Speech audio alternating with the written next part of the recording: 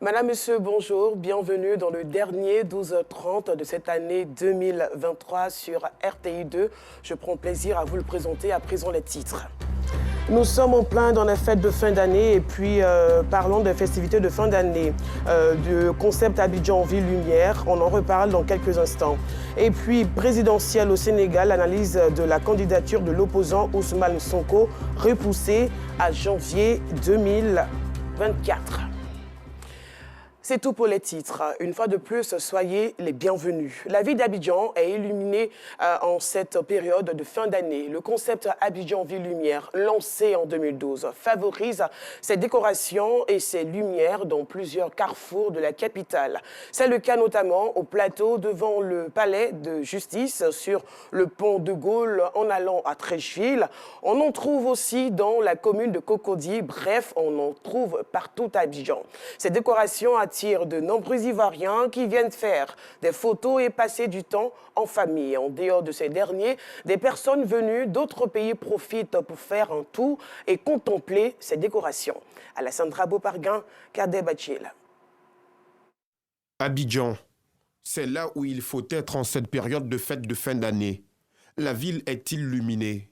Depuis ce vendredi 24 décembre, les grands carrefours et certaines communes de la capitale se sont embellis de lumières et autres décors féeriques. C'est le cas de ce géant sapin installé à l'entrée du plateau. Je suis venu prendre des photos avec une de mes camarades. Pour la nouvelle année, on voulait juste prendre des pauses. Pour souhaiter de joyeuses fêtes aux Abidjanais, le district autonome a illuminé la ville. Une grande joie pour ces populations qui ne boudent pas leur plaisir. Se filmer avec fierté dans l'une des plus belles capitales d'Afrique. C'est qu'à Abidjan, la fin de l'année rime toujours depuis 2012 avec ces magnifiques décorations qui en ajoutent au charme de la ville. Sur les poteaux électriques, sur le trottoir, la ville brille. Pour la contempler, certains sont arrivés de l'intérieur du pays. On a quitté Adabakala. C'est jamais vu, on ne sait pas quoi il faut dire. C'est tellement joli, tellement bien fait.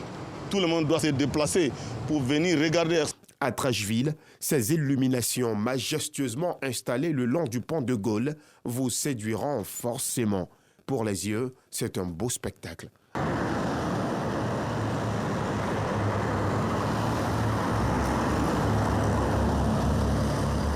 Même constat sur le pont Félix Houphouët-Boigny.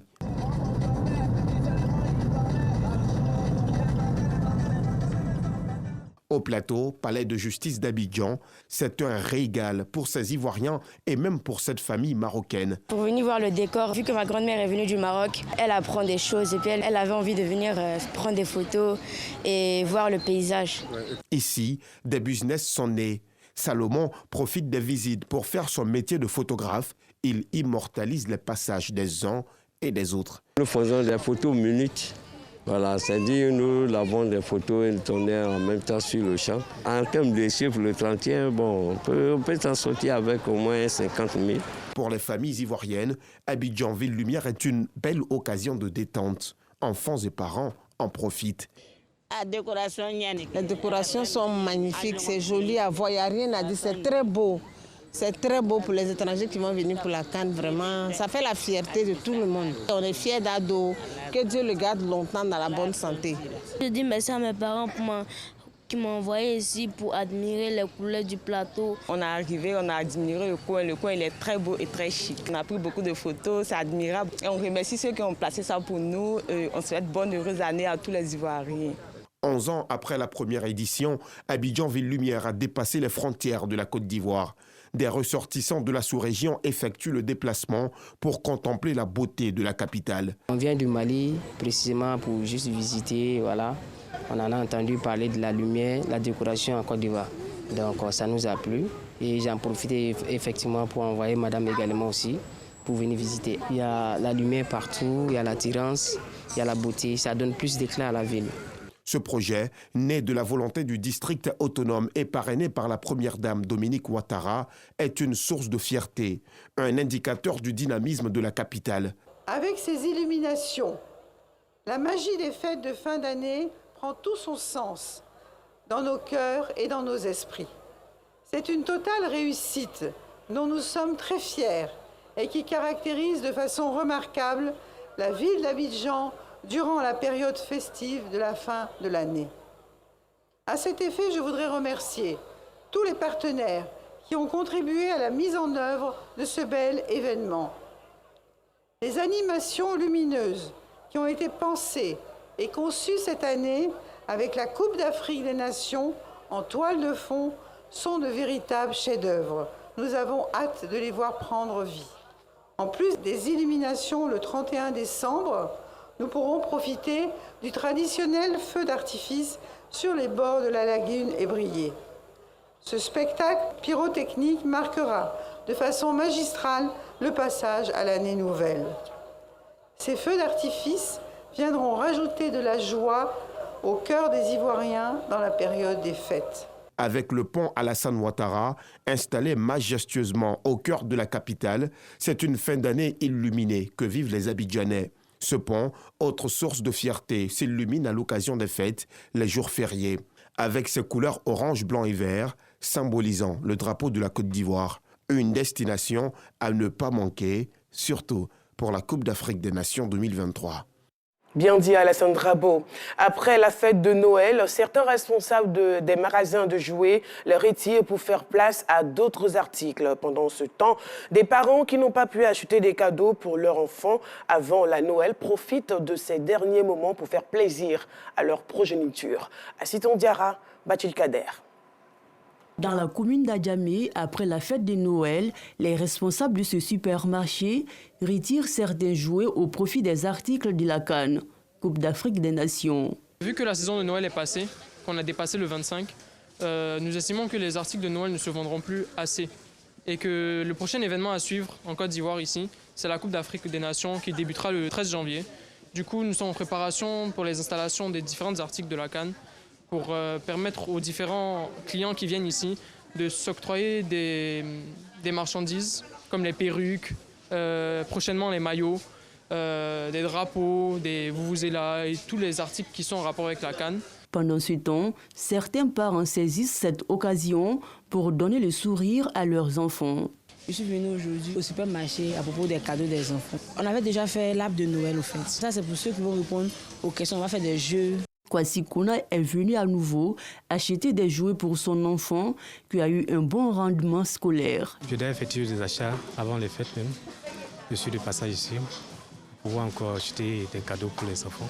Et ma fille qui a été première de la classe, en fait, c'est cela qui me motive encore pour acheter les cadeaux.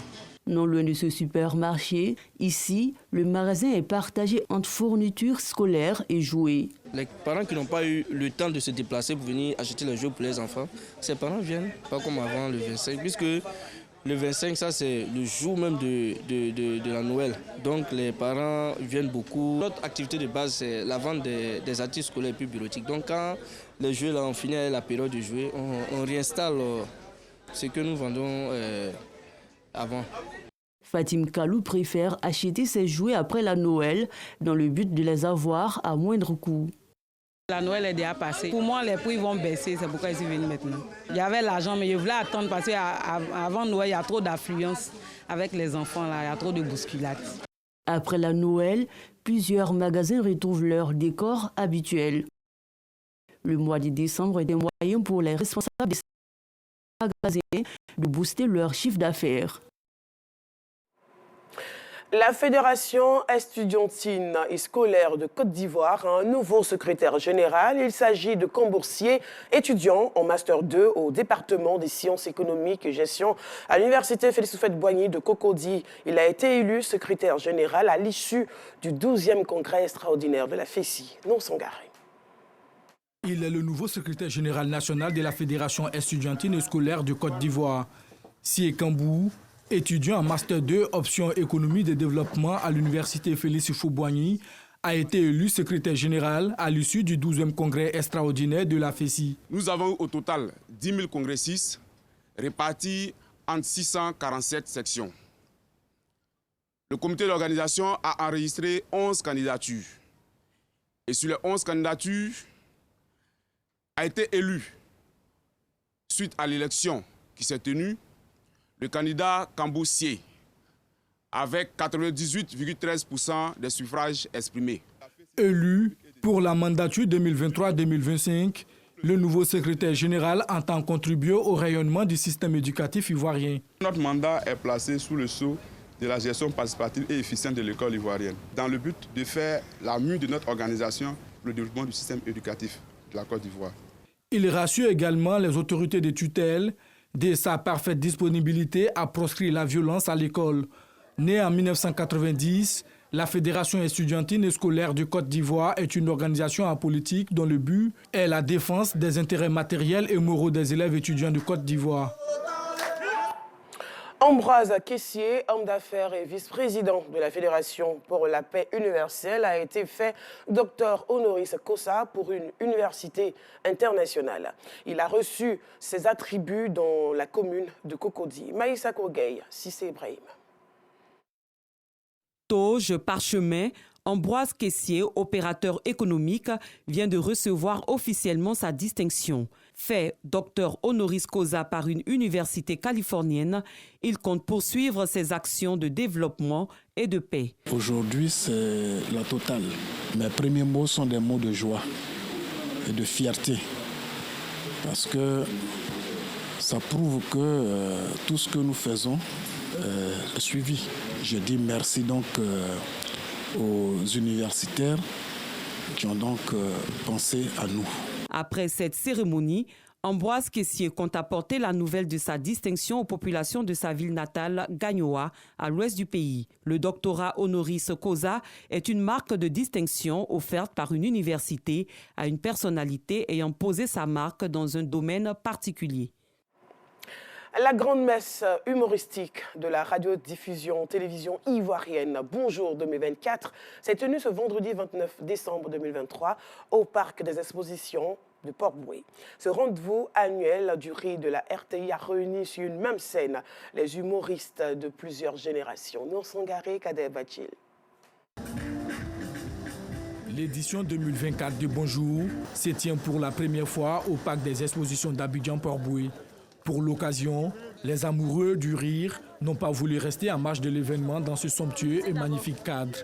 Ils ont effectué nombreux déplacements pour vivre ce grand spectacle du rire. L'organisation de vue, je pense qu'il n'y a rien à dire, c'est parfait. Quand on regarde de l'entrée jusqu'à dans la salle, il n'y a rien à dire. Et je pense que nous allons ce soir-là assister à un bonjour où tout sera tout simplement à sa place. Je sais qu'il était à Benjerville. Le coin est beau, le coin est joli et puis c'est large par rapport à la culture. Déjà au niveau du parking, c'est suffisant. Ça, je pense que c'est un acquis. Il y a assez de places. Et la sécurité semble être mise. Et l'entrée aussi m'a l'air un peu bien organisée. Maintenant, on verra à l'intérieur. À l'intérieur de la salle, une dizaine d'humoristes présents pour tenir le public en haleine. C'est Yaoulé, c'est ton fils. Alors, Yaoulé, c'est mon rôle. Il t'a quel. Je dis, hein?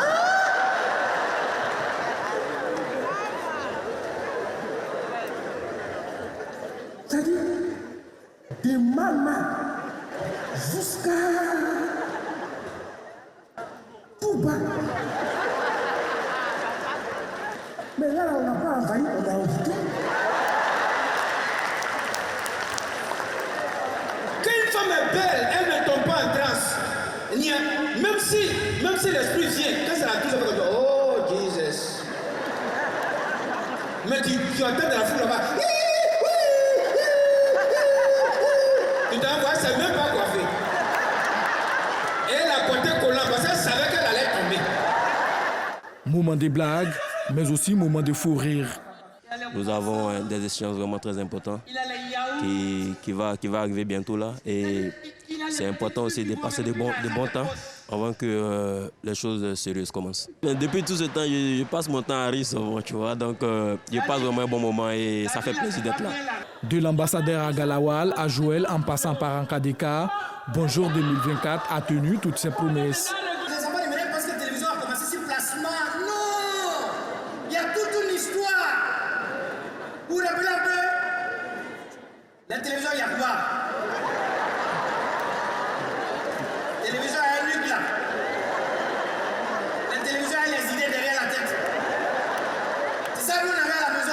Au cours de cette messe de l'humour, le directeur général de la RTI, Fosséni Dambélé, n'a pas manqué de traduire sa gratitude au Premier ministre Robert Begré-Mambé, chef du gouvernement, par ailleurs parrain de cette émission humoristique à succès de la RTI depuis des années. Aussi a-t-il félicité les Ivoiriens pour leur mobilisation exceptionnelle autour de ce rendez-vous annuel qui se veut le trait d'union entre les différentes couches de la société. Je voudrais vous remercier et vous féliciter parce que venir au Parc des Expositions un 29 décembre, au moment où la ville grouille, où il y a du monde un peu partout, la circulation n'est pas facile, c'était une gageure. Mais ce public, je ne vais même pas dire que ce n'est pas un public, c'est un peuple. Le peuple de Bonjour est toujours au rendez-vous et vous êtes là. Ce grand rendez-vous du rire qui a 17 années d'existence se tient dans un contexte particulier, celui de la CAN, Coupe d'Afrique des Nations qui se joue en Côte d'Ivoire du 13 janvier au 11 février prochain. Finir Bonjour 2024 à Abidjan, place à Bonjour Tour, qui sillonnera les différentes communes du district d'Abidjan et certaines villes de l'intérieur du pays. Hors de la Côte d'Ivoire, la validité ou non de la candidature d'Ousmane Sonko reste encore en suspens car le mandataire de l'opposant et candidat à la présidentielle de février 2024 n'a pas pu assister aux opérations de contrôle du dossier comme initialement prévu. La Cour constitutionnelle n'analysera le cas qu'au 5 janvier au plus tôt après toutes les autres 92 candidatures envoyées. Et voilà, c'est la fin de cette édition. Merci de l'avoir suivi. Joyeuse traversée de 2023 à 2024 et bonne heureuse année 2024.